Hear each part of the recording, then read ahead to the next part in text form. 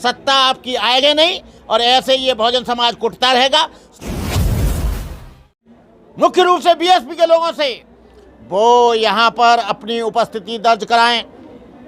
सिद्धार्थ बुद्ध विहार पे संकट आ गया है, लेकिन बीएसपी के लोग घटना स्थल पर पहुंचने में इतना घबराते हैं कि कई सवर्णों का वोट न कट जाए। अरे आओगे कब? लेकिन तुम क्या कहते हो, सत्ता आ जाएगी तो हम सब कुछ देख लेंगे। जिस दिन ये बहुजन समाज का वोट हट जाएगा उस दिन ये किला बीएसपी का नेस्ते नाबूद ही नहीं ढह जाएगा बिना बारूद लगाए। यदि तुमको यहाँ पर 2006 वाला समय लाना है तो उसके लिए तुमको घर घर जाना पड़ेगा, हर मौके पर जाना पड़ेगा, हर घटना स्थल पर जाना पड़ेगा, लोगों से मिलना पड़ेगा, उन महलों को छोड़कर झोंपड़ियों में जाना पड़ेगा, मालदार लोगों के लड्डू पूड़ी छोड़कर आपको झोंपड़ी में जाना पड़ेगा, चटनी से रोटी खानी पड़ेगी। यदि आप ऐसा नहीं कर सकते हैं तो 2024 को आप भूल जाना। आपका समय तभी जिंदा रहेगा जब आप बहुजन समाज के पास आएंगे, उसकी उत्पीड़न सुनेंगे, उसकी समस्याएं सुनेंगे, उनकी समस्याओं का समाधान करेंगे। बुद्ध विहार को बचाने के लिए तो पूरा समाज आ रहा है, पूरे देश से संदेश आ रहे हैं और सिद्धार्थ बुद्ध विहार नोएडा 11 का जो बुद्ध विहार है, एक दिन लक्ष्मण प्रसाद आए थे, लेकिन वो दिल्ली कैडर के हैं वो जी, लेकिन उत्तर प्रदेश कैडर के जिस तरह से आना चाहिए उस तरह से नहीं आ रहे हैं और जिस तरह से बीएसपी का सहयोग बुद्ध विहार के लिए मिलना चाहिए उस तरह से बीएसपी का सहयोग नहीं मिल रहा है। हम लोग बहुजन समाज के लोग बीएसपी के वोटर हैं। बीएसपी का परंपरागत ये वोट है बहुजनों का, और बहुजनों का मतलब है मुख्य रूप से दलित, पिछड़ा, अल्पसंख्यक। लेकिन यहाँ जब कोई कार्यक्रम होता है तो हम लोग बहुजन समाज पार्टी की भीड़ बनाने का हिस्सा बनते हैं, लेकिन बहुजन समाज पार्टी के लोग को इस आंदोलन में आना चाहिए, लेकिन वो शायद डर रहे हैं कि यदि हम बुद्ध विहार की बात करेंगे तो शायद हमारा हिंदू वोट कट जाएगा, ब्राह्मण हमें वोट नहीं देगा, ठाकुर हमें वोट नहीं देगा, बनिया वोट नहीं देगा। लेकिन इनको ये नहीं भूल जाना चाहिए कि वो आपको कभी वोट दिया नहीं है और न वोट आपको देगा, क्योंकि हमारे जो एजेंडा है बीएसपी का, ब्राह्मण, बनिया, ठाकुर छोड़ बाकी हैं सब DS4, वो क्यों वोट देंगे? वो वोट हमारा ले जाते हैं।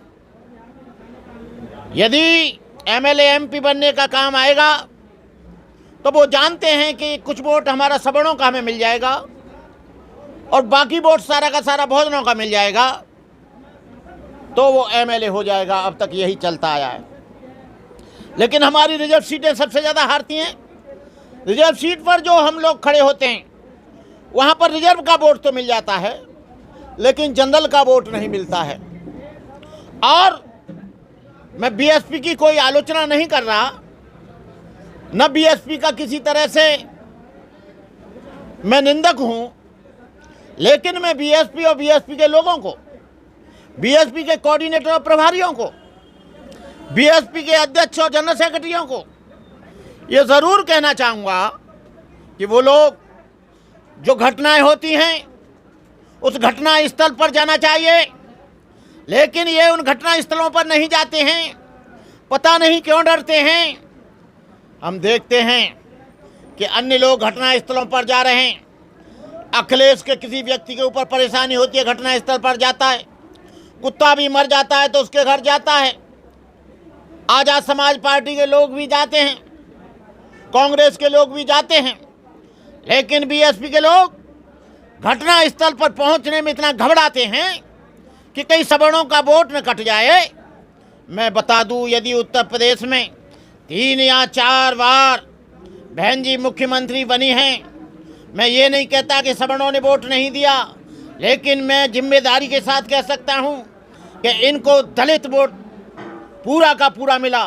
और जिस दिन ये बहुजन समाज का वोट हट जाएगा, उस दिन ये किला बीएसपी का नेस्ते नाबूद ही नहीं ढह जाएगा बिना बारूद लगाए। और मुझे दिख रहा है कि बीएसपी के कार्यकर्ताओं को, बीएसपी के कोऑर्डिनेटरों को हमने जब जब आंदोलन छेड़ा, चाहे तो रविदास टेम्पल का मामला रहा हो, चाहे बुद्ध विहारों का मामला रहा हो, बहन मायावती ने बुद्ध विहारों की अपने समय में तो बहुत रक्षा की। हम ये नहीं कहते हैं कि बीएसपी ने काम नहीं किया, लेकिन हम ये कह सकते हैं कि आज जो काम करना चाहिए, आज बीजेपी की गवर्नमेंट है, आज दलितों पर जो जुल्म हो रहा है उसका मेन कारण है क्योंकि दलित और बहुजन समाज, वो बहुजन समाज पार्टी को वोट देता है और सवर्ण और बीजेपी के लोग इसलिए हमारे समाज का उत्पीड़न करते हैं क्योंकि वो जानते हैं कि ये बहुजन समाज पार्टी के वोटर हैं, बहुजन समाज की पार्टी को वोट देते हैं। लेकिन बहुजन समाज पार्टी के लोग जब हमारे ऊपर जुल्म होता है, अत्याचार होता है, अन्याय होता है, बलात्कार होता है, लोगों को मारा जाता है, लोगों को काटा जाता है, मूंछ रखने पे काटा जाता है, टांगे में से गिराया जाता है, कपड़े पहनने पे फाड़े जाते हैं, तब हम देखते हैं कि बीएसपी के लोग आते नहीं हैं। आप लोगों को बिना कहे सुने हम आपको बुलाएं ना बुलाएं, लेकिन आपको उस घटना स्थल पर जाना चाहिए जहां जुल्म होता है, अत्याचार होता है, अन्याय होता है, उत्पीड़न होता है। लेकिन इनको क्या डर है? क्या इनका एजेंडा है यही कि दलितों पर जुल्म हो, वहां जाना मत क्योंकि सवर्ण वोट रूठ जाएगा? अरे सवर्ण वोट तो वैसे भी रूठ गया है। आपको मालूम होना चाहिए कि दिल्ली में 14% वोट था, 1% रह गया। क्यों चला गया? उत्तर प्रदेश में जहां 240-245 सीट आई थी एक समय में, आज एक भी सीट नहीं आई। उसका कारण क्या रहा? इसका चिंतन करना चाहिए, इसका मंथन करना चाहिए, इसके बारे में बीएसपी के लोगों को सोचना चाहिए कि ये वोट में गिरावट कहाँ रही है, आपका वोटर क्यों छिटकता जा रहा है। हम कोई आपके विरोधी नहीं है, लेकिन हम विरोध इस बात का जरूर करेंगे कि आप यदि घटना स्थल पर नहीं आओगे तो हम विरोध करेंगे। आप घटना स्थल पर पहुंचिए। यदि बीएसपी नहीं सुनती है तो कुछ दिनों के बाद हमें कोई दूसरा विकल्प सोचना पड़ेगा। आज हम इस पे हाथ रखे नहीं बैठे रहेंगे क्योंकि उत्पीड़न हमारा हो रहा है और बीएसपी कुछ बोल नहीं रही है। तो ये मत सोचो कि देश में विकल्पों की कमी है। विकल्प बनते हैं, विकल्प बिगड़ते हैं, पार्टियां बनती हैं, पार्टियां नेस्ते नाबूद होती हैं, तो सत्ता आती है, सत्ता चली जाती है, लेकिन समाज कहीं नहीं जाता, समाज वहीं रहता है। वोटर कभी नहीं मरता, वोटर वहीं रहता है। पार्टियां तो मर जाती हैं, समाज भी, विचार भी कभी नहीं मरता, और विचार और समाज कभी नहीं मरेगा। बाबा साहब का विचार जब तक रहेगा, जब तक इसके धरती और आसमान है। मैं कहना चाहूँगा लोगों से, मुख्य रूप से बीएसपी के लोगों से, वो यहाँ पर अपनी उपस्थिति दर्ज कराएं। सिद्धार्थ बुद्ध विहार पर संकट आ गया है और हम इसलिए अपना ज़्यादा अधिकार आपसे समझते हैं क्योंकि ये जगह जो मिली थी वो बीएसपी के टाइम में मिली थी और बीएसपी को कई बार लेटर दिए गए थे कि इसका मुआवजा माफ़ किया जाए, इसका लोन माफ़ किया जाए, लेकिन उस समय लोन माफ़ नहीं हुआ। इसलिए आज ये घटनाएं हो रही हैं। इसलिए आज ये नोएडा अथॉरिटी के लोग इसे सीज करने के लिए आ रहे हैं। मैं बीएसपी के लोगों से कहना चाहूँगा, यदि 2024 में तुमको बहुजन समाज का वोट चाहिए तो बहुजन समाज पर जहाँ जहाँ जुल्म होता है, जहाँ जहाँ बलात्कार होते हैं, जहाँ जहाँ उनको गलत तरीके से फंसाया जाता है, उन्हें पुलिस मामलों में फंसाया जाता है, झूठे मुकदमों में फंसाया जाता है, उनकी हत्याएं की जाती हैं, तुमको वहाँ जाना पड़ेगा। ये वोट को इतनी आसानी से नहीं मिलता है, कड़ी मेहनत करनी पड़ेगी। यदि तुमको यहाँ पर 2006 वाला समय लाना है तो उसके लिए तुमको घर घर जाना पड़ेगा, हर मौके पर जाना पड़ेगा, हर घटना स्थल पर जाना पड़ेगा, लोगों से मिलना पड़ेगा, उन महलों को छोड़कर झोंपड़ियों में जाना पड़ेगा, मालदार लोगों के लड्डू पूड़ी छोड़कर आपको झोंपड़ी में जाना पड़ेगा, चटनी से रोटी खानी पड़ेगी। यदि आप ऐसा नहीं कर सकते हैं तो 2024 को आप भूल जाना। आपका समय तभी जिंदा रहेगा जब आप बहुजन समाज के पास आएंगे, उसकी उत्पीड़न सुनेंगे, उसकी समस्याएं सुनेंगे, उनकी समस्याओं का समाधान करेंगे। लेकिन आप कहीं नहीं जाते हैं, बीमार है तो नहीं जाते हैं, दुखी है तो नहीं जाते हैं, जुल्म हो रहा है तो नहीं जा रहे हैं, झूठी FIR हो रही तो नहीं जा रहे हैं, कहीं उनके मंदिरों को तोड़ा जा रहा है तो नहीं जा रहे हैं, बुद्ध विहारों को तोड़ा जा रहा है तो नहीं जा रहे हैं, अम्बेडकर की मूर्ति तोड़ी जा रही तो नहीं जा रहे हो। अरे आओगे कब? लेकिन तुम क्या कहते हो, सत्ता आ जाएगी तो हम सब कुछ देख लेंगे। सत्ता आपकी आएगी नहीं और आप यहाँ पर आओगे, सत्ता आपकी आएगी नहीं और ऐसे ये बहुजन समाज कुटता रहेगा।